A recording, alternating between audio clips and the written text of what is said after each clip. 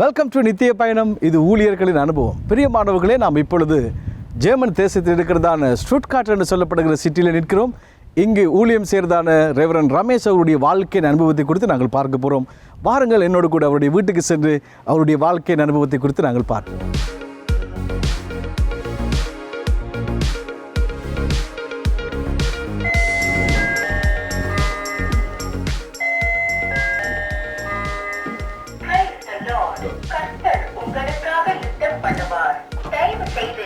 Hello pastor. எப்படி இருக்கிறீங்க? நல்லா இருக்கிறோம் பாஸ்டர். எவ்வளவு வாங்க. Thank you pastor. பிரியமானவர்களே, நாம் இப்பொழுது ரெவரன் ரமேஷ் அவருடைய வீட்டுக்கு வந்திருக்கின்றோம்.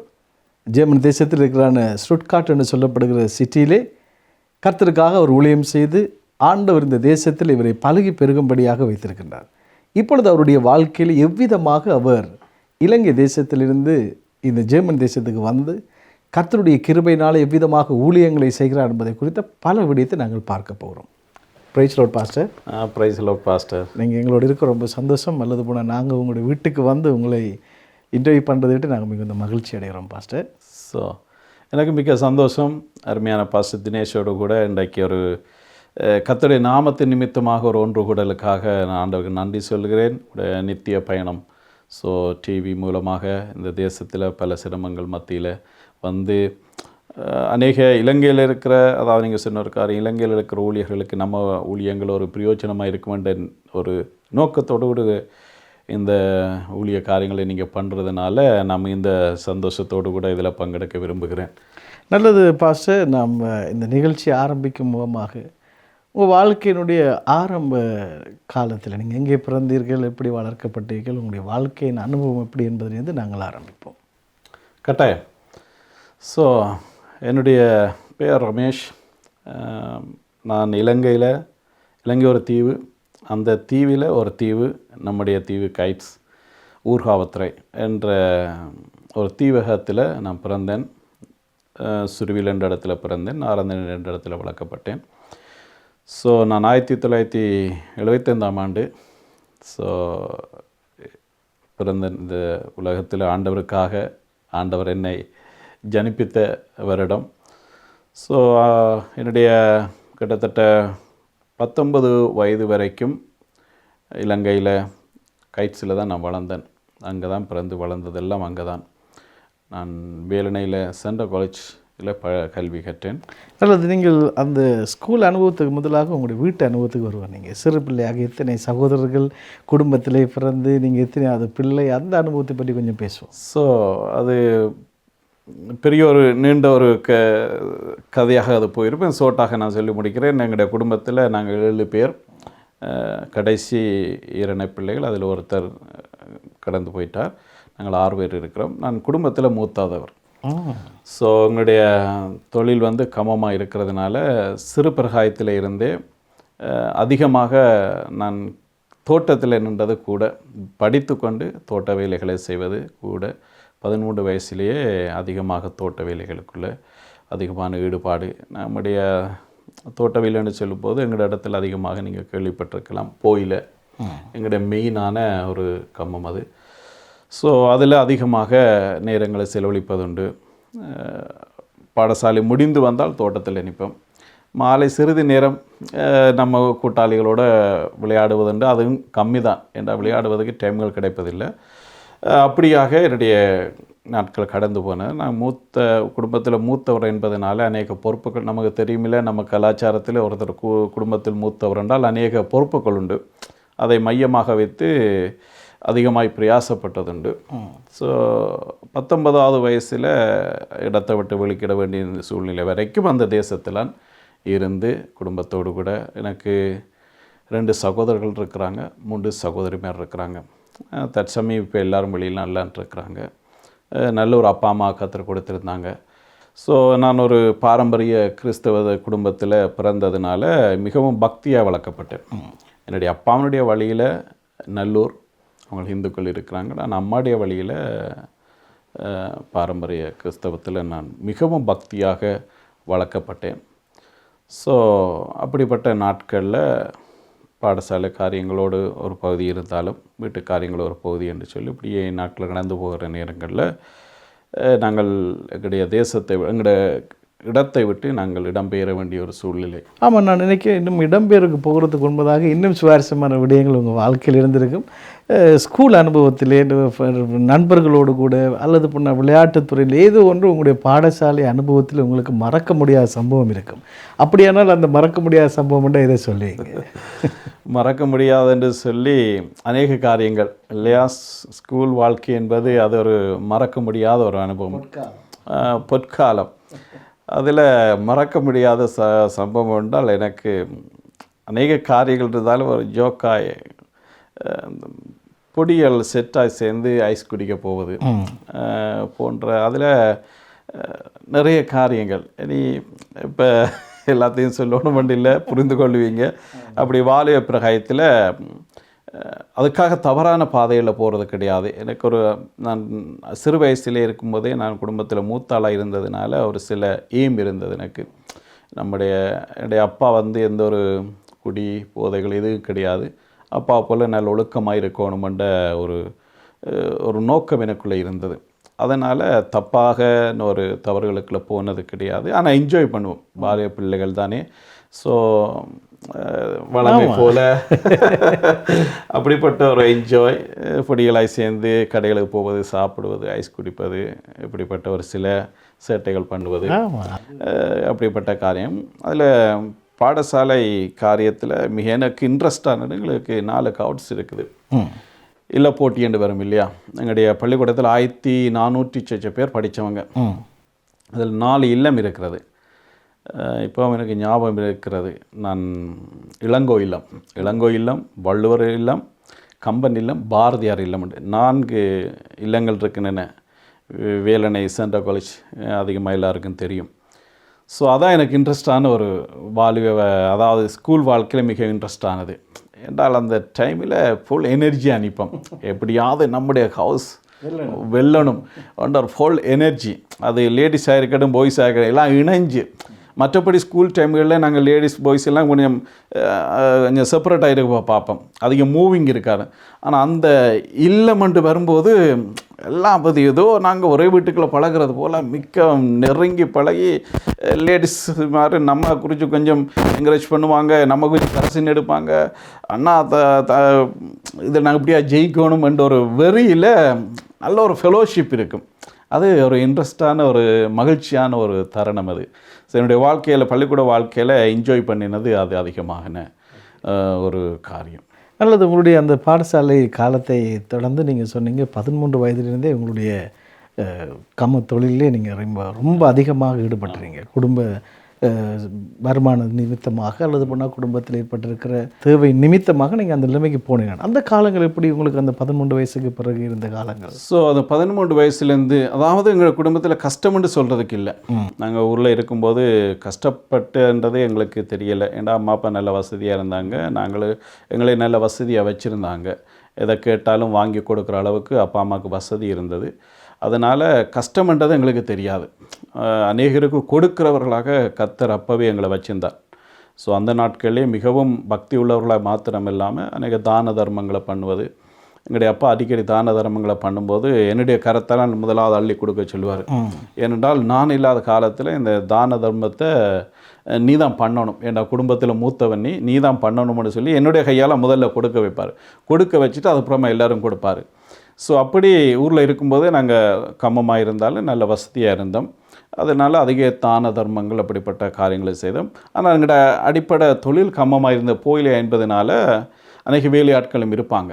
வேலையாட்கள் இருந்தாலும் 13 வயசுலேருந்து நான் அதிகமாக இன்வால்வ் ஆனேன். கமலத்தில் அது இன்வால்வ் ஆகி எங்களுக்கு 2 தோட்டங்கள் இருந்தன. காலையில் 4 மணிக்கு எழும்பணும். ஏண்டா 7 மணிக்கு ஸ்கூலுக்கு போகணும். 4 மணிக்கு எழும்பி 2 தோட்டத்துக்கும் போயில கண்டு சிறுதாக இருக்கும்போது கையால் தண்ணி பாய்ச்சணும். கையால் தண்ணி பாய்ச்சிட்டு அப்புறம் ஆடு மாடுகள் உண்டு மேய்ச்சலை கட்டிட்டு அப்புறமாக ஸ்கூலுக்கு போகணும். ஸ்கூல் முடிஞ்சு மதியம் வந்தோடனே இந்த போயிலைக்கு மத்தியானத்தில் தண்ணி காட்டணும். மத்தியானத்தில் திருப்பி தண்ணி போடணும். ஸ்கூல் வந்த உடனே ஒரு ஷார்ட் டைம் கிடைக்கும். அந்த டைமில் தான் நம்ம பாய்ஸோடையே சேர்ந்து விளையாடுவதற்குரிய ஒரு சந்தர்ப்பம் நமக்கு கிடைக்கும். அப்படி அது இப்போ நினைக்கும்போது அது கடினமாக இருக்கிறது எனக்கு. இவ்வளவு கடினம்டா அந்த தோட்ட வீலன்ற சும்மா இல்லை. ஆனால் அந்த டைமில் எனக்கு இலகுவாக அதை செய்யக்கூடியதாக இருந்துச்சு. அல்லது பாஸ்டர், அந்த காலத்தை தொடர்ந்து நீங்கள் குறிப்பிட்டது போல் ஒரு 19 வயது வருகிற பொழுது நீங்கள் உங்களுடைய இடம்பெயர்ந்து போக வேண்டிய ஒரு சூழ்நிலை வந்துன்னு சொன்னீர்கள். அது எப்படி நடந்தது?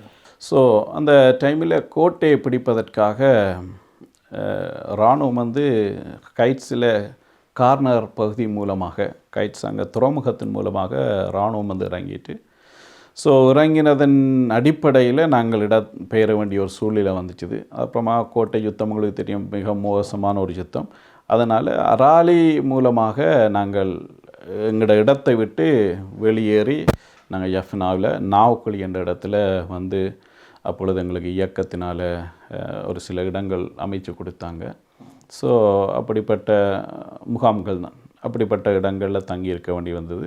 இப்போ நான் என்னுடைய உறவினர் நல்லூரில் இருந்ததுனால அவர்களோடு கூட அந்த நாட்களில் நான் வாழ வேண்டி இருந்துச்சு. கிட்டத்தட்ட 19 வயசு 18 வயசு நினைக்கிறேன். எத்தனையாம் ஆண்டு நீங்கள் ஆண்டவரை முழுமையாக ஏற்றுக்கொள்ளக்கூடிய ஒரு சந்தர்ப்பம் வந்தது? அப்பொழுது அப்படியானால் நீங்கள் வெளிநாட்டுக்கு வந்த பின்பதா அல்லது ஊரில் இருக்கிற பொழுது? நான் ஊரில் இடம்பெயர்ந்து வந்து கைட்ஸ்லேருந்து இடம்பெயர்ந்து யாழ்ப்பாணத்தில் வந்திருந்தேன். யாழ்ப்பாணத்தில் வந்திருந்த போது படிப்புகள் எல்லாம் அப்படியே ஸ்டாப் ஆகிட்டு, அதனால் நான் ஒரு டெய்லரோட ஷாப்பில் போயிட்டு டெய்லரிங்கை கற்றுக்கொண்டு கோப்பா என்ற இடத்துல ஒரு 1 இயர் டெய்லரிங் வேலை செய்து கொண்டிருந்தேன்.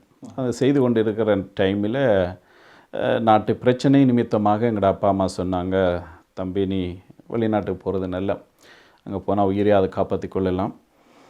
என்ன நடக்குமென்ற சூழல் என்ன நடக்குமென்று யாருக்கும் தெரியாது, நிச்சயமற்ற ஒரு வாழ்க்கையாக இருந்ததுனால எங்களோட உறவினர்கள் வெளிநாட்டில் இருந்ததுனால அவளோட ஒத்தாசையோடும் நம்மளிடத்தில் இருந்த ஒரு சில பணங்களை வைத்து 95ஆம் ஆண்டு என்னுடைய 20வது வயசில் நான் வெளிநாட்டுக்கு புறப்பட்டு வந்தேன்.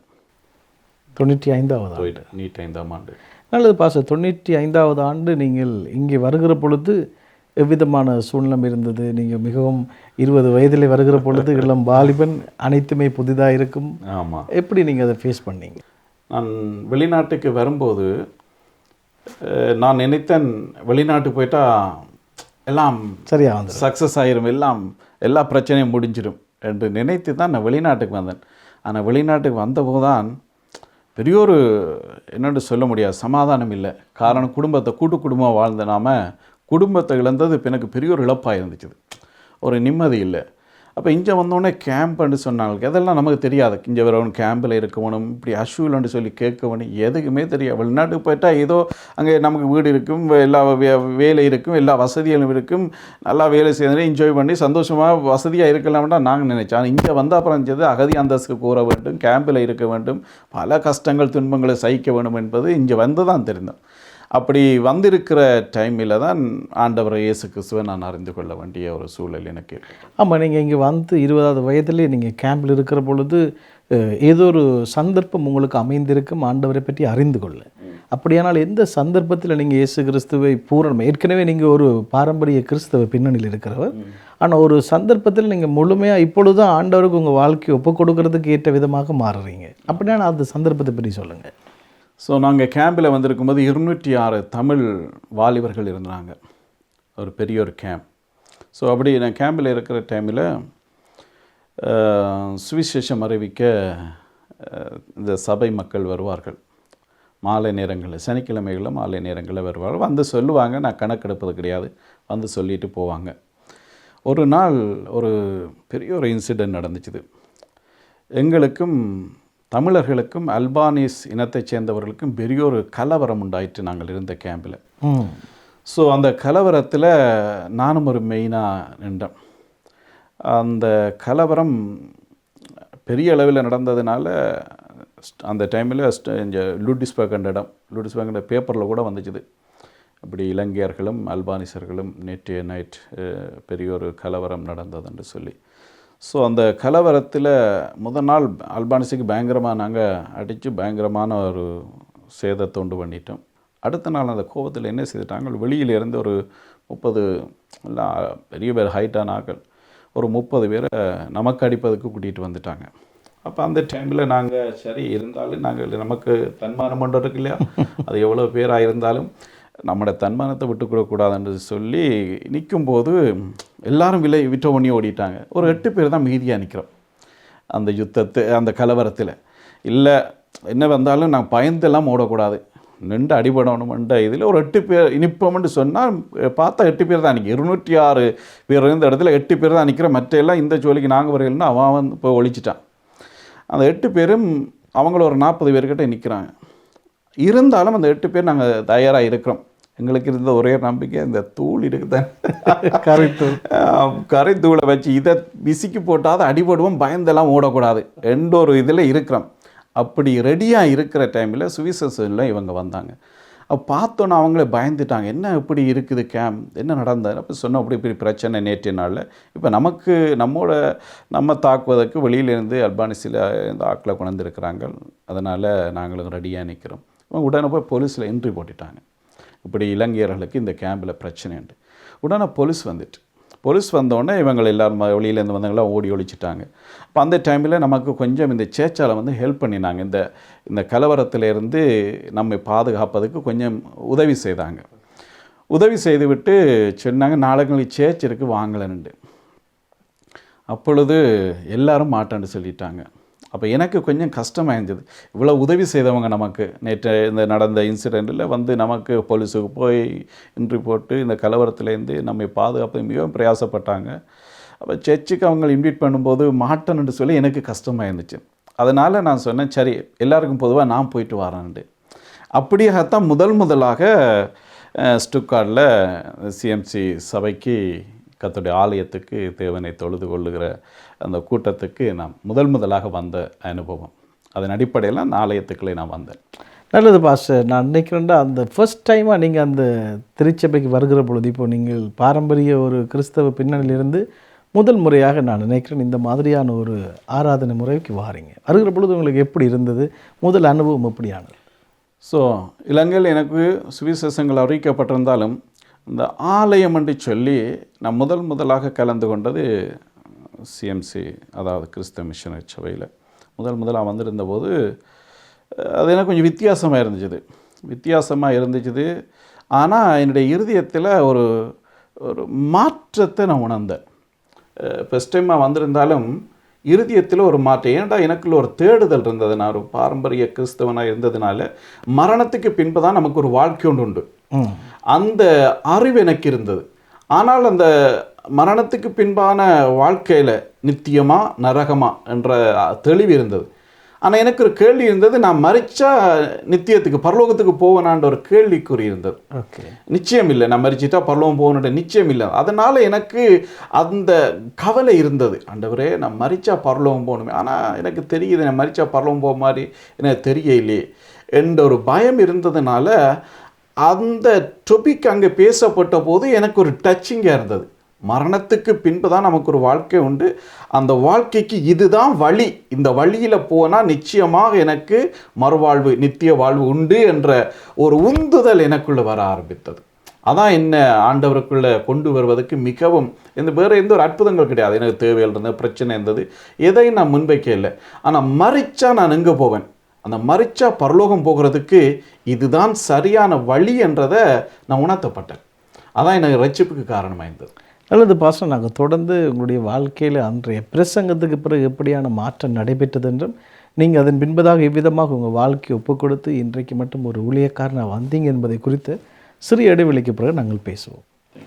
நேர்களை இதுவரை அருமையான ரெவரன் ரமேஷ் அவருடைய வாழ்க்கையிலே அவர் யாழ்ப்பாணம் கைட்ஸ் என்ற இடத்தில் பிறந்து ஆண்டவர் இவர் எவ்விதமாக இந்த தேசத்துக்கு கொண்டு வந்தார், இவருடைய வாழ்க்கையை ஆண்டவர் சந்திக்கிறதுக்கான அவருக்கு ஒரு சந்தர்ப்பம் எப்படி அமைது என்பதை குறித்து நாங்கள் பார்த்தோம். தொடர்ந்து ஒரு சிறிய இடைவெளிக்கு பிறகு இவருடைய வாழ்க்கையினுடைய ரட்சிப்பை குறித்தும் அவருடைய ஊழியங்களை குறித்து நாங்கள் பார்க்க போகிறோம். சிறிய இடைவெளிக்கு பிறகு மீண்டும் நித்திய பயணம் தொடரும்.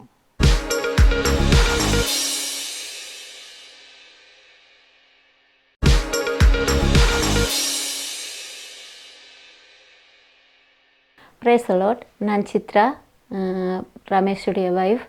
நான் இத்தாலி தேசத்தில் 2002ஆம் ஆண்டு ஆண்டவரை சொந்த இரட்சகராக ஏற்றுக்கொண்டு 2003ஆம் ஆண்டு திருமணமாகி எங்களை முழுநேர ஊழியத்துக்காக ஆண்டவர் தெரிஞ்சு கொண்டார். அதன் படி தேவனுடைய சித்தத்தின்படி கணவன் மனைவி பிள்ளையாக இது நாள் வரைக்கும் கர்த்தருடைய ஊழியத்தை உண்மை உத்தமமாக செய்து வருகிறோம்.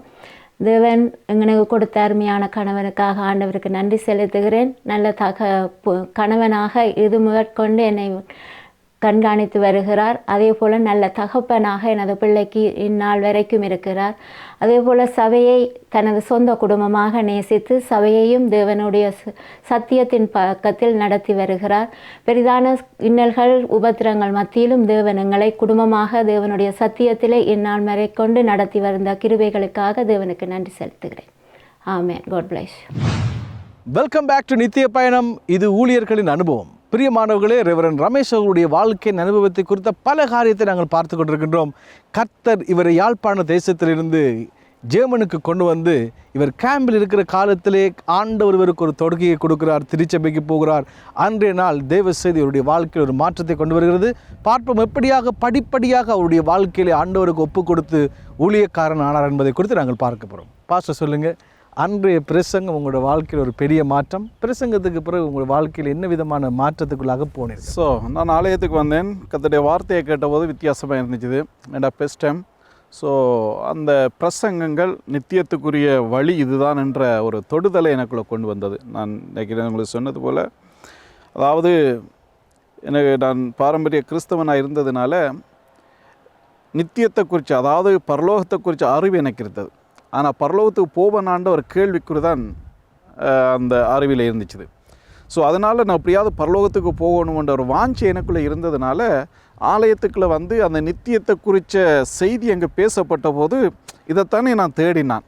பரலோகத்துக்கு போகிற வழி இதை, அப்போ இதைத்தான் விலகால நான் தேடிக்கொண்டிருந்தேன் என்ற அந்த உணர்வு எனக்குள்ளே வந்தபோது, ஸோ நான் பைபிளை வேண்டிய படிக்க ஆரம்பித்தேன். கேம்பில் இருந்தோம், சும்மா தான் இருந்தோம், படிக்க ஆரம்பித்தோம். படிக்கும்போது எனக்கு வேதத்தில் யோவான் 4:24 என்று நினைக்கின்றேன், தேவன் ஆவியாக இருக்கிறார், அவரை தொழுது கொள்ளுகிறவள் ஆவியோடு உண்மையோடும் தொழுது கொள். இந்த வசனம் தான் என்னை மிகவும் ஆழமாக டச் பண்ணினேன். ஏன்னா நான் கிறிஸ்தவன் இல்லையா? அப்போ இந்த அனுபவம் நம்மிடத்தில் இருக்காண்டு பார்க்கும்போது அது என்னிடத்தில் நிச்சயமாக இல்லை. ஆவியும் கிடையாது, உண்மையும் கிடையாது. ஸோ அந்த வார்த்தையை படித்த போது என் வாழ்க்கையில் ஒரு விடுதலை உண்டானது. அப்போ தேவனை தொழுது கொள்ளுகிறவள் ஆவியோடு உண்மையோடு தொழுது கொள்ள வேண்டும். அதற்குரிய வழியை தேடினேன். அந்த நாட்களிலே அதுக்குரிய பதில் எனக்கு கிடைத்ததுனால நான் ஆலயத்தில் பாஸ்டர் இடத்துல சொன்னேன், பாஸ்டர் எனக்கு ஞானஸ்தானத்தை வேண்டும். ஒரு நாள் 1 month நான் சேர்ச்சுக்கு போய், இப்போ அவர் ஷொக் ஆகிட்டு வந்து 1 month ஆகுது, எப்படி இவர் ஞானஸ்தானம் கேட்குறாரு என்று சொல்லி அவர் தம்பி என்னை கூட்டிகிட்டு வந்தவரோட கூப்பிட்டு கேட்டார், யார் இவர் தெரியும் ஞானஸ்தானம் வந்து கேட்குறாருன்னு. அப்போ என்னை அழைத்து வந்தவர் என்னை குறித்து அறிமுகப்படுத்துகிறார், இப்படி கேம்பிலேருந்து வந்திருக்கிறாரு ரமேஷ் என்று சொல்லி என்னை அறிமுகப்படுத்தினார். இருந்தாலும் அவர்கள் டவுட், நான் எனக்கு அப்போ இளம் வயசு, ஏதோ குழந்தை பிள்ளைத்தனமாக நான் கேட்குறேனோன்னு சொல்லி, சரி பரவாயில்ல அப்படின்னு ஒரு வேத பாடத்தை நாங்கள் நடத்துகிறோம், அதுக்கு பின்பதாக முடிவெடுக்கலாம்னு ஒரு ஞானஸ்தான பைபிள் ஸ்டடி வச்சாங்க. அதுக்கு பின்பதாக என்னிடத்தில் திரும்பவும் கேட்டாங்க, தம்பி இப்போ சொல்லு உண்மையாக நீ ஞானஸ்தானம் எடுக்க போகிறாண்டு. அப்புறம் திரும்பவும் சொன்னேன், நான் வேதத்தை படித்தேன், ஆண்டவர் என்னோடு பேசினார், மனம் திரும்பி விசுவாசம் உள்ளவனாகி ஞானஸ்தானம் பெற்றுக்கொள்ளாமல் ஒரு பரலோகத்துக்கு போக முடியாது. அதனால் இன்றைக்கு நான் மறுச்சோம் பரலோகத்துக்கு போகணும், அதுக்குரிய வழி இதுதான் எனக்கு தெரியுது, ஆகவே எனக்கு ஞானஸ்தானம் தாங்கன்னு கேட்டேன். அப்பொழுது எனக்கு ஞானஸ்தானம் கொடுப்பதற்கு அவங்க முன்வந்து ஞானஸ்தானம் கொடுத்தாங்க. 95ஆம் ஆண்டு 11ஆம் மாதம் 11ஆம் தேதி நான் ஞானஸ்தானம் முழுக்கு ஞானஸ்தானம் பெற்றுக்கொண்டேன். அந்த ஞானஸ்தானம் பெற்றதுனால இன்றைய வரைக்கும் என்னோடய பிரசங்கத்தில் ஞானஸ்தானத்தை முக்கியப்படுத்தி பேசுவேன். ஏன்னா அந்த ஞானஸ்தானம் என்னோடய வாழ்க்கையில் ஒரு மாற்றத்தை கொண்டு வந்தது. இன்றைக்கும் எனக்கு அனுபவம் இருக்குது. நான் ஞானஸ்தானத்தை ஒப்பு கொடுத்திருந்தாலும் ஞானஸ்தானத்துக்கு போகிறதுக்கு முன்பதாக இருந்த வாழ்க்கைக்கும் ஞானஸ்தானம் தண்ணியிலேருந்து எடுத்து அதை வெளியில் வந்தது பிறகு வாழ்க்கைக்கும் டோட்டல் டிஃபரன்ஸ் இருந்தது. ஸோ அதனால் ஞானஸ்தானம் வந்து ஒரு இம்பார்ட்டன்ட். இன்றைக்கு அநேகர் அதை அற்பமாக எண்ணுகிறார்கள், முழுக்க ஞானஸ்தானம் அற்பமாக எண்ணுகிறார்கள். அது ஒரு மனுஷன் வாழ்க்கையில் பெரிய ஒரு மாற்றத்தை கொண்டு வருகிற தேவனுடைய ஒரு ஆலோசனை. அது நல்லது பாஸ்டர். அந்த ஞானஸ்தானத்தை தொடர்ந்து நான் நினைக்கிறேன் ஆண்டவர் படிப்படியாக உங்கள் வாழ்க்கையில் கொஞ்சம் கொஞ்சமாக உங்களை ஆண்டவர் பயிற்றுவித்திருப்பார் அந்த ஊழியத்தை நோக்கி கொண்டு போகிறதுக்காக. அப்படின்னா என்ன விதமாக உங்களை ஆண்டவர் திருச்சபையிலே பயிற்றுவித்தார்? ஸோ நான் ரட்சிக்கப்பட்டவுடனே எனக்குள்ளே ஏற்றப்பட்ட ஒரு பெரிய ஒரு மாற்றம். நான் ஜெர்மனுக்கு வரும்போது, இலங்கையிலேருந்து ஜெர்மனுக்கு வரும்போது, ஜெர்மன் போய் நல்லா உழைக்கணும், அப்பா அம்மாவுக்கு நல்ல வீடு கட்டி கொடுக்கணும், நல்ல வசதியாக இருக்கணும், கார் வாங்கணும், அப்படி நல்ல ஒரு நல்லன்னு சொல்ல முடியாது, அப்படிப்பட்ட அநேக விதமான ஆசைகளோடு எண்ணங்களோடு கூட ஜெர்மன் தேசத்துக்கு நான் வந்திருந்தேன். ஆனால் ரட்சிக்கப்பட்டதுக்கு பின்பதாக டோட்டலாக இந்த எண்ணமெல்லாம் மாறிட்டு. எப்படின்னா, நமக்காக வாழுகிறது வாழ்க்கையில், மற்றவனுக்காக வாழுகிறதான் வாழ்க்கை. இயேசு கிறிஸ்துவ அதான் கற்றுக் கொடுத்துருக்கார். அப்போ உண்மையாக நான் ஒரு கிறிஸ்தவன் என்று சொன்னால் எனக்காய் வாழாமல் மற்றவனுக்காய் வாழ வேண்டும் என்ற ஒரு தாட் என்ற இருதயத்தில் ஆழமாக ஊற்றப்பட்டது. அது பரிசுத்த ஆவியோட விசேஷித்த ஒரு கிருபை என்று சொல்லலாம், எனக்குள்ள ஊற்றப்பட்டது. அன்றையில் இருந்து ரட்சிக்கப்பட்டதிலிருந்து சுவிசேஷம் சொல்ல வேண்டும், ஜனங்களை ரட்சிப்புகளை வழிநடத்த வேண்டும் என்ற ஒரு ஆவல் எனக்கு உண்டாதனால ரட்சிக்கப்பட்டதுலேருந்து சுவிசேஷம் சொல்ல வழிகிட்டேன். அப்போ எனக்கு விசா கிடையாது. 97 வரைக்கும் பொதுவாக இருக்கிற கேம்புகளில் தெரிஞ்ச இடங்களில் சுவிசேஷங்களை சொன்னேன். 97ஆம் ஆண்டு எனக்கு இந்த தேசத்தில் விசா கிடைத்தது. விசா கிடைத்தது ஃபுல்லாக நான் ஊழியத்துக்குண்டே என்னை ஒப்பு கொடுத்தேன். பகுதி நேர ஊழியமாக ஃபுல்லாக, அதாவது பகுதி நேரம் வேண்டாம், சனி நேரம் ஃபுல்லாக ஊழியம், கிழமை நாட்களில் காலை வேலை மாலை ஊழியம் என்ற நிலையில் அதிகமாக ஊழியத்துக்கு என்னை ஒப்பு கொடுத்து ஊழியங்களை செய்ய ஆரம்பித்தேன். ஆமாம், எப்படியான ஊழியங்கள் நீங்கள் படிப்படியாக அந்த காலத்தில் செய்ய ஆரம்பித்தீங்க? ஸோ ஆரம்பத்தில் எனக்கு ஆலய சபையில் கொடுத்த ஊழியம் என்று சொன்னால், பாஸ்டர் எனக்கு கொடுத்த ஊழியம் செய்ய போகிறோன்னு சொன்னும்போது டொய்லெட் கழுவுற ஊழியம், இதுதான் முதல் எனக்கு கொடுக்கப்பட்ட ஊழியம். ஸோ தம்பி ஊழியம் செய்ய போகிறேன்டா, அப்போ பெரிய சேர்ச், அது கிட்டத்தட்ட ஒரு 200 பேருக்கு மேலே வருவாங்க. ஆலயம் முடிஞ்சு போன பிறகு எல்லாம் அப்படி இப்படி கிடக்கும், அதை க்ளீன் பண்ண வேணும். இதுதான் முதல் எனக்கு. ஆனால் எனக்கு சந்தோஷம், ஆண்டவருக்கு செய்கிறேன்ன்ற ஒரு காரிய ஊழியம்ன்றதுனால அந்த டொய்லெட் கழுவுறதை கூட சந்தோஷமாக நான் செய்தேன். அதுக்கு பின்பதாக கிச்சனில் டீ ஊற்றுற ஊழியம் கொடுத்தாங்க சபையில். அதுக்கு பின்பதாக டீ ஊற்றுற ஊழியம் செய்தேன். சேர்ச் முடிஞ்ச அப்புறம் எல்லாருக்கும் டீ போட்டு கொடுக்குற ஊழியம். ஆனால் சுவிசேஷ ஊழியம் செய்து கொண்டு சபையில் இந்த ஊழியத்தை செய்து கொண்டு இருந்தேன். ஆனால் 97க்கு பின்பதாக சுவிசேஷ ஊழியங்களில் ஒரு சில குரூப்புகளாக நியமிப்பாங்க. அதில் ஒரு குரூப்பில் என்ன லீடராக நியமித்து சுவிசேஷம் போகாத பட்டணங்களுக்கு, சபைகள் இல்லாத இடங்களுக்கு இன்னும் அனுப்பி வைத்தார்கள். அப்படியாக ஒவ்வொரு பட்டணங்களுக்கும் சுவிசேஷம் சொல்ல நாங்கள் கடந்து போனோம். ஆமாம், நீங்கள் பட்டணங்கள் தோறும் இந்த கேம்பில் இருக்கிறவங்களை சந்திக்க உங்களுக்கான அந்த வாய்ப்புகள் கிடைத்தது. அப்படி நீங்களும் கேம்பில் இருந்து தான் நீங்கள் வந்திருக்கிறீங்க. இந்த மாதிரியான நபர்களை போய் சந்திக்கிற பொழுது உங்களுக்கு எந்த விதமான அனுபவம் கிடைத்தது என்றால், உங்களுக்கு வந்து சொல்லுகிற பொழுது நீங்கள் பெற்ற அனுபவம் வேறு, இப்பொழுது நீங்கள் அந்த இடத்துக்கு ஆண்டவர் உங்களை அனுப்புகிறார். அப்படி போகிற பொழுது எந்த விதமான அனுபவத்துக்குள்ளாக நீங்கள் போனீர்கள்? ஸோ அப்படி போகும்போது நாம் கேம்பில் இருக்கும்போது எப்படியெல்லாம் வர்றவங்களை அற்பமாக எண்ணினமோ அதே போல் நம்மையும் அற்பமாக எண்ணுகிற ஒரு சூழலை அங்கே சந்திக்க வேண்டி இருந்தது. இருந்தாலும் அந்த நாட்களில் ஆவியானவர் பல நிலைகளில் நடத்தினார். இது இப்படித்தான் இதுதான் அனுபவம் என்று சொல்லாதபடிக்கு பலவித அனுபவங்களுக்குள்ளே நடத்தினார். ஸோ அந்த 97லிருந்து 99 வரைக்கும் ஒவ்வொரு இடங்களும் சுவிசேஷம் சொல்லி கொண்டிருந்தோம். 99ல் ஃபில்லிங் அண்ட் ஷேனிங் என்ற இடம் இருக்குது. அந்த இடத்தை எனக்கு பொறுப்பாக கொடுத்தாங்க. ரமேஷ், இந்த பகுதிகளில் சுவிசேஷத்தை சொல்லி ஜனங்களை ரட்சிப்புகளை வழிநடத்த உம்முடைய பொறுப்பு என்று சொல்லி கொடுத்தாங்க. 2 வருஷம் அங்கே ஊழியம் செய்தேன். அந்த 2 வருஷத்தில் 21 ஆத்துமாக்களை கர்த்தருக்குள்ள வழிநடத்தி அந்த இடத்துல ஒரு கிளசபையை ஸ்தாபித்து அந்த கிளசபையை நடத்துகிற கிருபை ஆண்டவர் கொடுத்தார். ஆமாம். ஸோ அப்படி ஆண்டவர் அந்த நாட்களில் வல்லமையாக சுவிசேஷம் எங்கே சொன்னாலும் அதை ஆண்டவர் ஜனங்கள் ஏற்றுக்கொள்ளும் வண்ணமாக அந்த வார்த்தையில் வல்லமையை கிருபையும் ஆண்டவர் கொடுத்தார். ஆகவே 99ல் ஃபில்லிங் அண்ட் ஷேனிங் பகுதிகளில் ஊழியங்களை செய்து ஒரு கிளசபையை நடத்த ஆண்டவர் கிருபை செய்தார். ஆமாம், அந்த படிப்படியாக இப்பொழுது உங்களை ஆண்டவர் கொஞ்சம் கொஞ்சமாக உங்களை உருவாக்கி கொண்டே வருகிறார், ஒரு தலைமைத்துவத்துக்கு கொண்டு வருகிறதுக்காக. இப்பொழுது நீங்கள் ஏற்கனவே குறிப்பிட்ட அந்த இடத்திலே நீங்கள் சுவிசேஷத்தை அறிவித்து ஒரு கிளை சபையை நீங்கள் உருவாக்குறீங்க. அதனை தொடர்ந்து எப்படி ஆண்டவர் உங்களுக்குள்ளே அந்த ஊழிய பாரத்தை இன்னும் அதிகரித்தார்? நீங்கள் எப்படி ஒரு திருச்சபையினுடைய போதகர் ஆகிறதுக்கான காரணம் வந்தது? இதற்கிடையில் உங்களுக்கு திருமணம் நடந்து விட்டதா? அதை பற்றியும் சொல்லுங்கள். ஸோ இன்னும் எனக்கு திருமணம் ஆகவில்லை. 99 அங்கே ஊழியங்கள் தொடங்கி 2001 வரைக்கும் அங்கே ஊழியம் செய்தோம். அப்புறமாக அங்கே இருக்கிற ஜனங்கள் எல்லாம் எங்களுடைய மெயின் சர்ச் இருக்கிற ஸ்டுக்காட்டுக்கு மூவ் பண்ண அவங்க எல்லாரும் விரும்பினாங்க. ஸோ அதனால் எல்லாரும் ஸ்டுக்காட்டுக்கு மூவ் பண்ணினாங்க. ஒரு சிலர் வேறு நாடுகளுக்கு போக வேண்டி வந்தது விசா பிரச்சனையினால், ஒரு சிலர் ஸ்டுக்காட்டுக்கு மூவ் பண்ணினாங்க. அதனால் அந்த இடத்துல நடந்த திருச்சபையை நாங்கள் அந்த இடத்துல ஸ்டாப் பண்ணிவிட்டு எல்லாரையும் மெயின் சர்ச்சுக்கு ஸ்டுக்காட்டுக்கு நாங்கள் அழைத்து வந்தோம். அப்போ அழைத்து வந்த பின்பதாக என்னுடைய மெயின் நோக்கமாக இருந்தது சுவிசேஷம் சொல்ல வேண்டும். என்னுடைய வாழ்நாள் முழுவதும் சுவிசேஷம் சொல்ல வேண்டும் என்பது தான் என்னுடைய பாரம். வேறு எந்த ஒரு ஊழியத்தை குறித்த ஒரு பாரம் எனக்குள்ள இருக்கையில் அதில் எக்ஸ்ட்ரா ஜாமன் ஆண்டவரே இதான் என்னுடைய ஊழியமாக இருக்கணும், பாஸ்டர் ஊழியங்களுக்கு மாற்ற நம்ம வந்துடக்கூடாது அது என்னுடைய ப்ரேயரில் அது ஒரு ப்ரேயராக இருந்தது. ஆண்டவரே, நான் பாஸ்டர் ஊழியத்துக்கு வரக்கூடாது, சுவிசேஷ ஊழியனாக இருந்து சுவிசேஷம் சொல்லணும். இப்படியாக என்னுடைய சுவிசேஷ ஊழியங்கள் போய்கொண்டு இருக்கிற நேரத்தில் 2003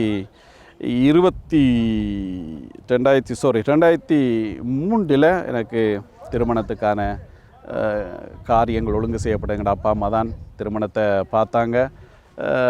எனக்கு உரிய மனைவியை தேடினாங்க. அவங்க பார்த்துட்டு கால் பண்ணி சொன்னாங்க, 2003 தம்பி உனக்கு ஒரு பிள்ளையை பார்த்துருக்குறோம். ஸோ அந்த பிள்ளையை உமக்கு திருமணம் செய்து வைக்க நாங்கள் முடிவெடுத்திருக்கிறோம். யாருன்னு கேட்டேன். அப்பொழுது என்னுடைய மனைவியுடைய பேரை சொன்னார்கள். ஸோ அதை கேட்டபோது யாருன்னு விசாரித்தா அவங்கள எனக்கு ரட்சிக்கப்படையில. அப்போ நான் சொன்னேன் அம்மாட்ட, அம்மா நான் ரட்சிக்கப்பட்ட ஒரு பிள்ளை, அதனால் ஒரு ரட்சிக்கப்பட்ட ஒரு மகளை தான் திருமணம் செய்யலாம், அதனால் என்னை மன்னிச்சு கொள்ளுங்க, இந்த திருமணத்தை நீங்கள் தவிர்த்திருங்க, எனக்கு வேறு ரட்சிக்கப்பட்ட ஒரு பிள்ளையாக பாருங்கள். சரியா, நான் அப்படியே முடிச்சு திருப்பி 1 இயரால் திரும்பி ஹோல்ட் பண்ணாங்க. தம்பி அந்த பிள்ளை ரட்சிக்கப்பட்டுட்டு.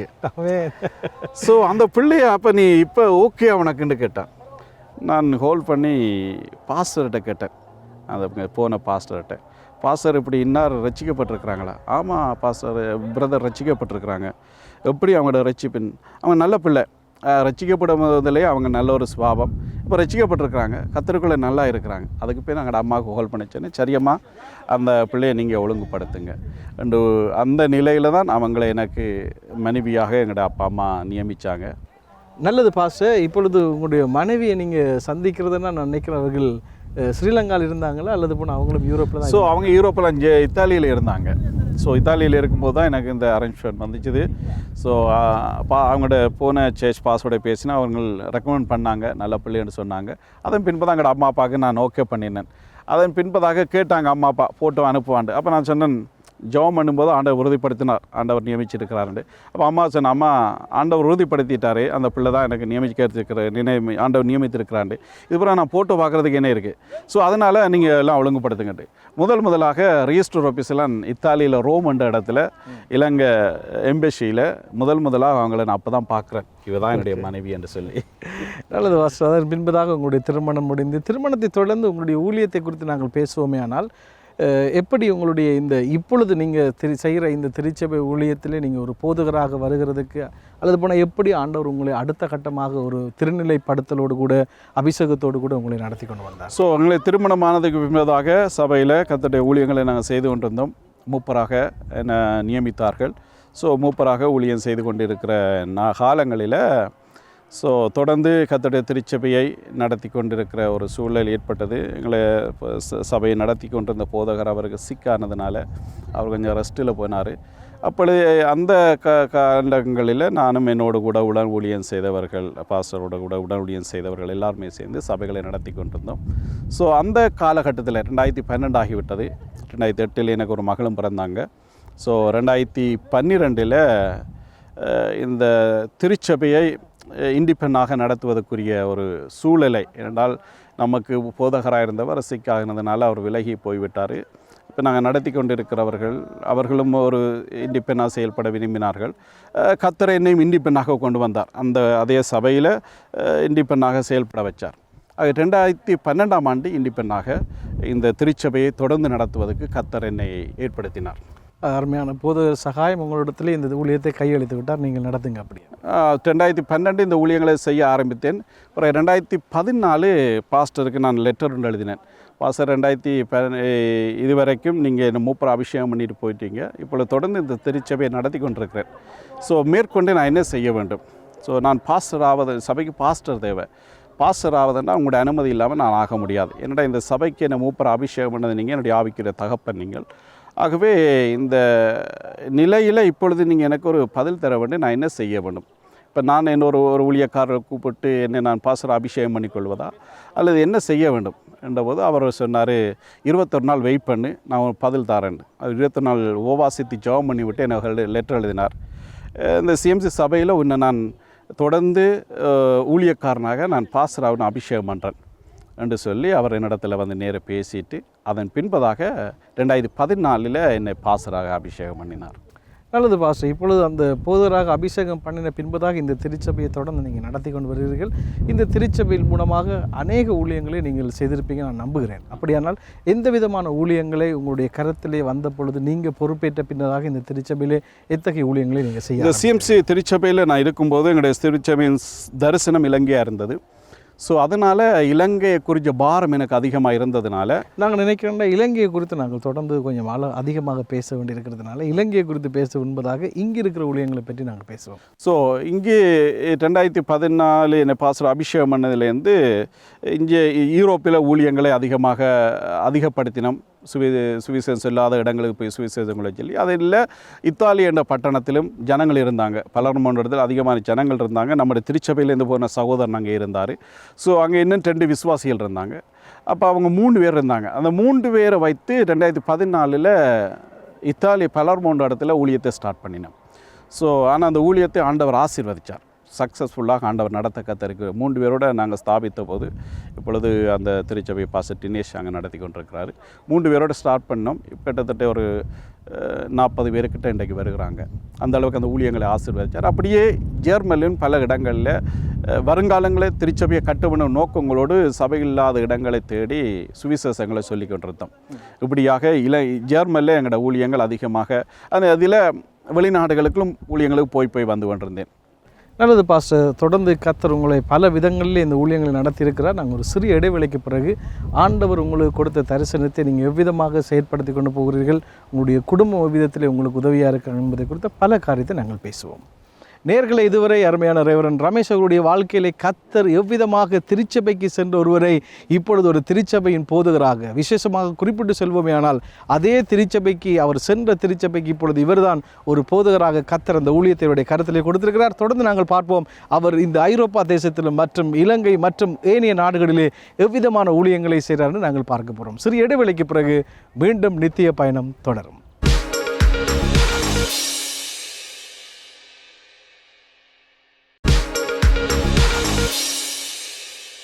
வெல்கம் பேக் டு நித்திய பயணம். இது ஊழியர்களின் அனுபவம். பிரியமானவர்களே, ரெவரண்ட் ரமேஷ் அவர்களுடைய வாழ்க்கையின் அனுபவத்தை குறித்த பல காரியத்தை நாங்கள் பார்த்து கொண்டிருக்கின்றோம்.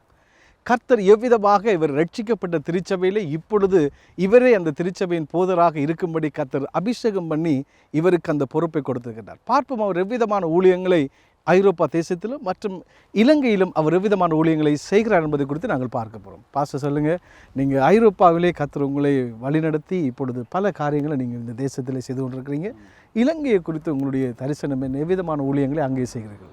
ஸோ இலங்கையை குறித்த தரிசனம் ஆரம்பத்தில் இந்த திருச்சபையில் ரட்சிக்கப்பட்ட போதே இந்த திருச்சபையின் ஊழியர்களுக்குள்ள அந்த ஊழியர்களுடைய அந்த பாரம் இருந்ததுனால அந்த தரிசனத்தோடு இந்த சபையில் செயல்பட்டது. அந்த தரிசனம் எனக்குள்ளேயும் இருந்துச்சு. எப்படியாவது இலங்கையில் தேவனுடைய ராஜ்யத்தை கட்டணும், அங்கே தேவனுடைய ராஜ்யம் கட்டப்பட இருக்குது. நம்முடைய பகுதியில் நாம் பிறந்த தேசத்துக்கு ஏதாவது பண்ண வேணும் என்ற நிலையில் இலங்கைக்கு நான் ஊழியங்களுக்கு போய் வர ஆரம்பித்தேன். ஸோ என்னுடைய ஊழியத்தில் எனக்குள்ள ஒரு பாரம் இருந்தது, சபைகளை திருச்சபைகளை கட்ட வேண்டும். ஸோ அது என்னுடைய ஆவிக்கு தகப்பனாக இருந்த போதகர்களுக்கும் அந்த பாரம் இருந்ததுனால எனக்குள்ளேயும் அந்த பாரம் இருந்தது. சுவிசேஷம் அறிவித்து சபைகளை கட்ட வேண்டும். அப்படியா இலங்கைக்கு போன போது பல பகுதிகளில் போய் சுவிசேஷங்களை நடத்தினோம். அதாவது ஹெட்டன் பகுதி, மட்டக்களப்பு பகுதி, யாழ்ப்பாண பகுதி என்று பல இடங்களில் சுவிசேஷ கூட்டங்களை நடத்தி அநேக இடங்களில் திருச்சபைகளை ஸ்தாபிக்க கர்த்தர் கிருபை செய்தார். நல்லது பாஸ்டர். அங்கே நீங்கள் விசேஷமாக நீங்கள் பிறந்த கைட்ஸில் உங்களுடைய ஊழியங்களை ஏதாவது ஆரம்பித்திருக்கிறீங்களா? ஸோ நான் கைட்ஸுக்கு ஊழியத்துக்காக முதல் நான் போயிருந்தேன். 17 வருஷங்களுக்கு பின்பதாக அந்த இடத்துல போய் ஒரு சுவிசேஷ கூட்டத்தை ஒழுங்கு பண்ணி எங்கள் சுவிசேஷ கூட்டத்தை நடத்தும்படிக்கு ஒழுங்கு செய்து நடத்தி கொண்டிருக்கும்போது ஜனங்களுக்கும் எங்களுக்கு நடுவிலாக ஒரு பிற மதத்தை சேர்ந்த ஒரு நபர் வந்து எங்களை கூட்டத்தை கலைக்க வேண்டும் என்று பயங்கரமான கலாட்டா பண்ணி பயங்கர பிரச்சனைகள் உருவாக்கினார்கள். அதன் மத்தியிலும் அந்த சுவிசேஷ கூட்டத்தை கர்த்தருடைய கிருபையினால் வெற்றிகரமாய் நடத்துவதற்கு கர்த்தர் கிருபை செய்தார். அந்த சுவிசேஷத்துக்கு பின்பதாக அந்த இடத்துல ஒரு சிலர் ரட்சிக்கப்பட்டு அதன் பின்பதாக அந்த இடத்துல திருச்சபையை ஸ்தாபித்து கிட்டத்தட்ட அந்த இடத்துல ஒரு 70க்கும் மேற்பட்ட ஜனங்கள் ரட்சிக்கப்படுவதற்கு கர்த்தர் ஒரு கிருபை பாராட்டினார். நல்லது. உங்களுக்குள்ளே இருந்த அந்த இலங்கை குறித்த பாரம் விசேஷமாக நீங்கள் பிறந்த மண்ணிலே, நீங்கள் பிறந்து வாழ்ந்த ஊரிலே ஒரு ஆண்டவருடைய சுவிசேஷத்தை நீங்களே சென்று அறிவித்து அங்கே இருக்கிற மக்களை கர்த்தருக்குள்ளே வழி நடத்துறதை நினைத்து நாங்களும் சந்தோஷப்படுகிறோம். கர்த்தர் கொடுத்த தரிசனத்தை உங்களுக்கு நிறைவேற்றி கொண்டிருக்கின்றார்.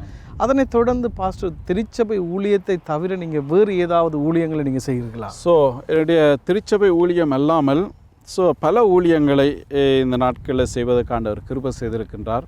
அதில் விசேஷமாக இந்தியாவிலும் நம்முடைய ஊழியங்களை நாங்கள் தொடங்குவதற்கு கர்த்தர் கிருபை செய்தார். ஸோ அதன் வழியாக இந்தியாவில் ஒரு வேதாகம பாடசாலையோடு இணைந்து கடந்த வருஷத்தில் என்னுடைய ஒரு பாரம் இருந்தது. 2003 நினைக்கிறேன் ஒரு முறை கர்த்தர் என்னை ஆவிக்குள்ளாக கொண்டு போனார். என்னுடைய ஆராதனை நேரத்தில் என்னுடைய ஆவியானவர் எடுத்துக்கொண்டு ஒரு மத்திய ஆகாயத்தில் நின்று கீழே பார்க்கும்போது ஆண்டவர் கீழே காண்பிக்க ஒரு இடத்துல ஒருத்தர் பிரசங்கம் பண்ணிக்கிற தவறாக பேசிக்க நிற்கிறார். அப்போ ஆண்டவரை பார்த்து சொல்கிறேன், ஆண்டவரே ஒரு வேத வசனத்தை தவறாய் பேசுகிறாரே. அப்போ ஆண்டவர் என்னோட பேசினார், இவர்கள் மத்தியில் என் சத்தியத்தை சத்தியமாய் பேசுவதற்கும் நான் தெரிந்து கொண்டேன் என்று. அதனால் இந்த உலகத்துக்குள்ளே சத்தியம் போகணும் என்ற பாரம் எனக்குள்ளே இருந்தது. அந்த பாரத்தின் அடிப்படையில் ஜெசுவா வேதா பாடசாலை என்று சொல்லி ஊட்டியில் இருக்குது. அருமையான ப்ரொஃபஸர் வீனியர் ஸ்டாலின் என்று சொல்லி நல்ல ஒரு போதகர், அவரோடு இணைந்து வேதத்தை ஜனங்களுக்கு கற்றுக் கொடுக்கும் நோக்கத்தோடு கடந்த வருஷம் ஒரு வேத பாடம் நடந்தது. அதில் 14 நாட்டை சேர்ந்த 340 தமிழர்கள் வேதத்தை கற்றுக்கொண்டார்கள். ஸோ முடிவில் அவர்கள் 1 இயர் முடித்து அவர்களுக்குரிய பட்டமளிப்பு விழா கூட நடத்தினோம். அதை தொடர்ந்து இப்போது அநேக மக்களுக்கு நம்முடைய சிஎம்சி திருச்சபையும் யெசுவா வேதா பாடசாலை இணைந்து அநேக மக்களுக்கு வேத பாடங்களை கற்றுக் கொடுக்குறோம். அது மாத்திரமில்லாமல் ஹீப்ரு, கிரீக் போன்ற மொழிகளையும் அவர்களுக்கு கற்றுக் கொடுக்குறோம். ஸோ நானும் ஹீப்ரு மொழியை கற்றுக்கொண்டேன். ஸோ அல்பாபேட் அது ஆரம்ப நிலை பள்ளியை கற்றுக் கொடுக்குற ஆசிரியராகவும் எனக்கு ஒரு சர்டிஃபிகேட் கிடைத்தது, எனக்கு கற்றுக் கொடுத்த ஆசான் மூலமாக. ஸோ இப்படியாக பல நிலைகளில் இந்த ஊழியங்களை கொண்டு செல்வதற்கு தேவன் கிருபை பாராட்டியிருக்கிறார். நல்லது பாஸ்டர், ரொம்ப மிகவுமே ஆண்டவர் உங்களுக்கான ஒரு பெரிய திட்டத்தோடு கூட ஆண்டவர் இயங்குகிறார், அல்லது போனால் உங்களை நடத்தி கொண்டு வருகிறார்.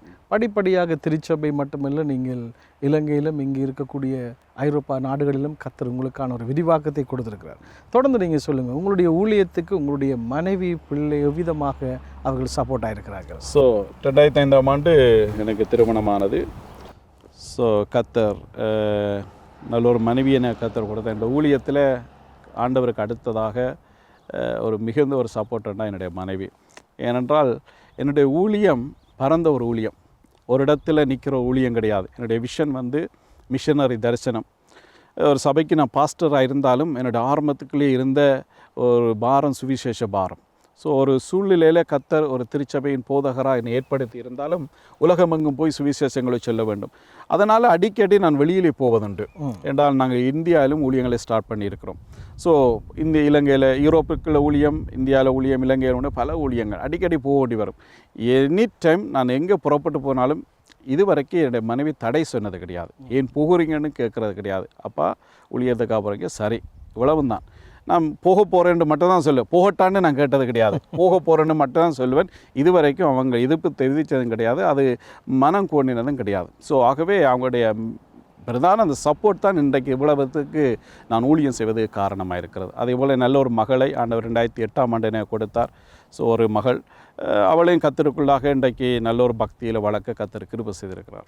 நல்லது பாஸ்டர், ரொம்ப அருமையான முறையிலே கர்த்தர் உங்கள் குடும்பத்தை வணைந்து நடத்தி கொண்டிருக்கின்றார். ஆண்டவர் உங்களுக்கான ஒரு தரிசனத்தோடு உங்களை முன்னெடுத்து கொண்டு போக, ஊழியங்களை முன்னெடுக்க ஆண்டவர் உங்களுக்கு பலம் தருகிறார். தொடர்ந்து உங்களுடைய எதிர்கால தரிசனத்தை குறித்து நாங்கள் பேசினோம். இன்றைக்கு திருச்சபையிலே நம்முடைய மக்கள் மத்தியிலே ஜெனரேஷன் டு ஜெனரேஷன் இவர்களுக்குள்ளே பாஷை பேசுகிறதுலே ஒரு குழப்பமான சூழ்நிலை இப்பொழுது இருக்கிறது. தமிழ் ஆராதனைகளுக்குள்ளே இப்பொழுது டச் நீங்கள் கொண்டு வர வேண்டிய ஒரு தேவையும் இருக்கிறது. அப்படியானால் நீங்கள் இளம் சமுதாயத்தை உங்களுடைய மனதிலே கொண்டு எவ்விதமாக உங்களுடைய ஆராதனைகளில் அந்த விதமான வழிமுறைகளை வைத்திருக்கிறீர்கள்? ஸோ நல்ல ஒரு கேள்வியை கேட்டுக்கொண்டீங்கள். என்றால் இது மிக முக்கியமான ஒரு விடயம் யூரோப்பை பொறுத்தவரையில். ஆனால் அதை கருத்தில் கொண்டு நாங்கள் என்ன செய்திருக்கணும் என்றால், இன்றைக்கி ஜெர்மன் தேசத்தில் பிறந்து வளர்ந்து ஜெர்மன் மொழியில் சிந்திக்கக்கூடிய மக்களுக்கு நாங்கள் என்ன செய்திருக்கிறோம் என்றால், ஜூகன் பாஸ்டர் என்று சொல்லி, அதாவது வாலிபர் பாஸ்டர் என்று சொல்லி நம்முடைய திருச்சபையில் ஒருவரை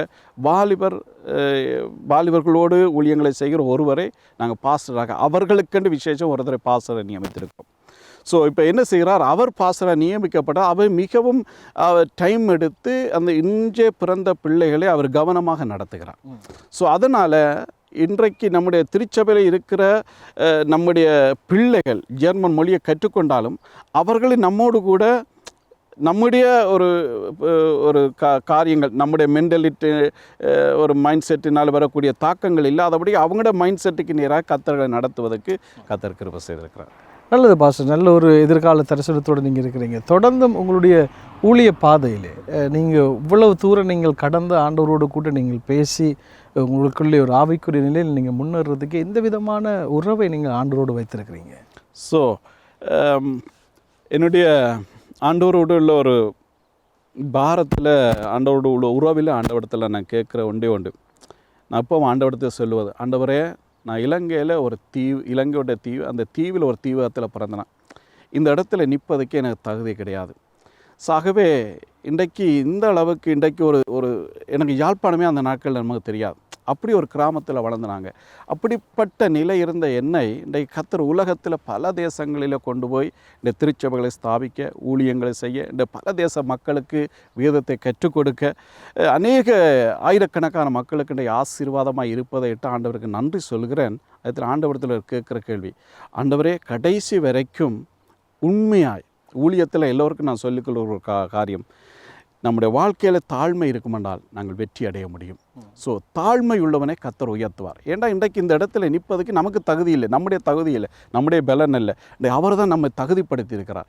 அந்த தாழ்மையில் எப்பவும் நாங்கள் நிலைத்திருப்போம் என்று சொன்னால் கர்த்தர் நம்மை நடத்த முடியும். அதை ஆண்டவரத்தில் கேட்குறேன், ஆண்டவர் எதிர்கால ஊழியத்துக்கு எனக்கு தாழ்மை தேவை, அதில் நான் பக்குவப்பட வளர எனக்கு உதவி செய்யுங்க. இன்றைக்கு இந்தியாவில் கிட்டத்தட்ட 6 திருச்சபைகளை கொடுத்துருக்கிறார். இலங்கையில் பல இடங்களில் திருச்சபைகளை கொடுத்துருக்கார். கிட்டத்தட்ட யூரோப்பில் கிட்டத்தட்ட 15 திருச்சபைகளை, 9 உதவி பாஸ்டர்மாரையும், அது உடன் ஊழியர்களையும் கர்த்தர் எனக்கு கொடுத்துருக்கிறாரு. ஸோ இவைகளெல்லாம் இதுக்கெல்லாம் எந்த விதத்தில் நான் தகுதியற்றவன். ஆனால் இன்றைக்கு அந்த நிலையில் கர்த்தர் என்னை வைத்திருக்கிறதுனால ஆண்டவரத்தில் அது மிக ஒரு ஜெபமாக இருக்கிறேன். எதிர்காலத்தில் தாழ்மிக இம்பார்ட்டனாக இருக்க ஆண்டவரே, அதே நேரத்தில் ஆண்டவர் கொடுக்குற தரிசனங்கள் உண்மையாக செய்ய வேண்டும். நல்லது பாஸ்டர், உங்களுடைய கடைசியாக உங்களுடைய ஒரே ஒரு கேள்வி நான் கேட்குறேன். இந்த இவ்வளவு காலம் நீங்கள் ஊழியங்களை செய்து பல பாடுகள் போராட்டங்களை நீங்கள் சந்தித்து வந்திருப்பீங்க. எப்பயாவது இந்த ஊழியத்தை விட்டுட்டு போயிடணும்னு உங்கள் மனசில் வந்திருக்கா? அப்படி வருகிற பொழுது எப்படி நீங்கள் வெற்றி பெற்று வந்தீங்க? ஸோ பல தடவை அதை இதை குறித்து பேசுவதென்றால் இந்த இன்டர்வியூவில் பேச முடியாது, பர்சனலாக தான் பேச முடியும். ஸோ உண்மையில் ஒன்று சொல்லுவேன், ஒரு மனுஷனுக்கு அழைப்பின் தரிசனம் இருந்தால் அவனுக்கு விரோதமாக பல போராட்டத்தை பிசாசு கொண்டார். எப்படியாவது அவனை அழித்து விட வேண்டும் என்று பல நிலைகளில் பிசாசு போராடுவான். அப்படி பல போராட்டங்களை நான் சந்திச்சிருக்கிறேன். ஒன்றிலையும் ஆண்டவர் தோற்று போக விடவில்லை. அப்படி ஆண்டவர் எல்லாவற்றிலும் தூக்கி எடுத்து நடத்தினார். ஸோ அதனால் அப்படி நமக்கு விரோதமாக எழும்பினவர்களுக்காக கர்த்தரை தோத்தரிக்கிறேன். ஸோ அதுதான் என்னுடைய ஊழியத்தின் வளர்ச்சிக்கு காரணமாக இருந்தது. நிச்சயமாக ரொம்ப அருமையாக பல காரியங்களை குறிப்பிட்டீர்கள் பாஸ்டர். உங்களுடைய ஆவிக்குரிய வாழ்க்கை, உங்களுடைய ஊழிய பாதை எங்களுக்கு மிகுந்த ஆசீர்வாதமாக இருக்கிறது. நான் நினைக்கிறேன்னா எங்களுடைய நேயர்கள் இதை பார்த்து கொண்டிருக்கிறார்கள். போதகர்கள், ஊழியர்கள், விசுவாசிகள் என பல இடங்களிலிருந்து பலர் இதை பார்த்து கொண்டிருக்கிறார்கள். இவர்களுடைய ஆவிக்குரிய வாழ்க்கையிலே உங்களுடைய தனிப்பட்ட வாழ்க்கையின் அனுபவத்திலிருந்தும் உங்களுடைய ஊழிய அனுபவத்திலிருந்தும் எவ்விதத்திலே நம்முடைய நேயர்களை நீங்கள் உற்சாகமூட்ட விரும்புகிறீங்க? ஸோ ஆண்டவர் இயேசுவின் நாமத்தினால் இதை பார்த்து கொண்டிருக்கிற ஒவ்வொரு தேவ பிள்ளைகளுக்கும் என்னுடைய அன்பின் வாழ்த்துக்கள். எல்லோருக்கும் நான் சொல்லிக்கொள்ள விரும்புகிற ஒன்று சொன்னால், ஏற்ற காலத்தில் உயர்த்தும்படிக்கு அவருடைய பலத்த கரத்துக்குள் அடங்கியிருங்கள். தேவன் நம்மை கொண்டு ஒரு திட்டம் வைத்திருந்தால் அதை நிச்சயமாய் செய்து முடிப்பார். காரணம், நம் மீது ஒரு நோக்கத்தை திட்டத்தையும் வைப்பவர் ஆண்டவர், அதை நிறைவேற்றுகிறவரும் ஆண்டவர் தான். அதனால் நான் என்ன சொல்லுவேன் என்று சொன்னால், யாரும் அவசரப்பட்டு தன்னிச்சையாக நாம் ஒன்றை செய்ய முயற்சிடக்கூடாது. தேவன் நடத்துதலுக்காக காத்திருக்கும்போது ஏற்ற காலத்தில் ஆண்டவர் உங்களை உயர்த்துவார். அவரை நம்புங்க. இன்றைக்கு நான் இந்த இன்டர்வியூவில் சொல்ல முடியாத அநேக காரியங்கள் இருக்கின்றன. இன்றைக்கி ஒரு ஜெர்மன் திருச்சபையோடு கூட ஒரு ஃபெலோஷிப்பில் இருக்கிற அந்த திருச்சபையில் நான் ஒரு ஊழியக்காரனாக இருக்கிறேன். ஸோ நான் ஒரு பாஸ்டராக இருந்தாலும் அந்த ஜெர்மன் திருச்சபையினுடைய ஊழியங்களை பார்த்து மிஷனரியாக என்னை அபிஷேகம் பண்ணி இருக்கிறார்கள். அபிஷேகம் பண்ணும்போது சும்மா இல்லை, என்னுடைய ஊழியங்கள் பல சபைகள் பல ஊழியங்கள் வளர்ந்தபோது என்ற தேவைகள் பெருகினது. அதுக்காக யாரிடத்தில் நான் போகவில்லை, ஆண்டவரது ஜெபம் பண்ணினேன். ஒரு ஜெர்மன் திருச்சபையை முன்வந்து என்னை மொழி நேர ஊழியத்தில் நியமித்தார்கள். அது மாத்திரமல்ல, எனக்குரிய சகல தேவைகளையும் சந்தித்தாங்க. ஒரு வாகனத்தை நீங்கள் ஒருவேளை பார்க்கலாம் நினைக்கிறேன். ஸோ இதில் நிற்கிற வாகனம் இந்த ஊழியத்தில் அவர்கள் எடுத்து கொடுத்தது.